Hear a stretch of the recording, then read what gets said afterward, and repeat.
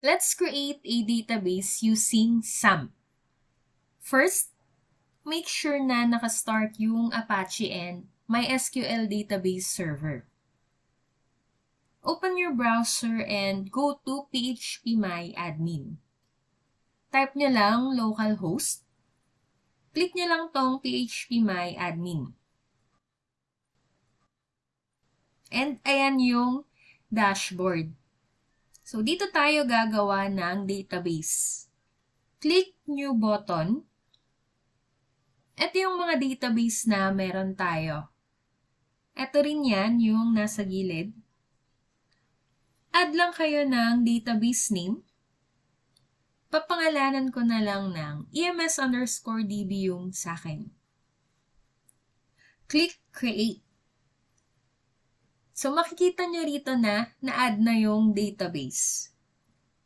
To create tables inside our database, click nyo lang yung database nyo. Ilagay nyo lang yung table name. So, TBL_employees. Number of columns. Sige, 4 muna. Makakapag-add pa rin naman tayo later. Tapos, click Create. Kailangan natin ng ID, last name, first name, middle name, tapos add pa tayo ng another 4. So, para naman yan sa email, contact number, address, and date created. Itong ID, data type niya is int or integer. I-auto-increment natin siya. Check nyo lang tong AI. So, AI stands for auto-increment. Automatic na rin siyang magiging primary key. Last name, first name, middle name, email, and contact number. Iset na lang natin siya ng varchar. Tapos, length is 50. Pero depende pa rin sa inyo yan kung anong data type yung gusto nyong gamitin. Sample lang naman to. Address is also varchar. Length is 150. Date created, date. Default is current timestamp. Okay na? Add tayo ng laman. Click Insert button. Itong ID, kahit skip nyo na siya, naka-auto-increment naman kasi tayo. Automatic na, meron na siyang value. Isip lang ako ng random names. De La Cruz, Juan, Robles,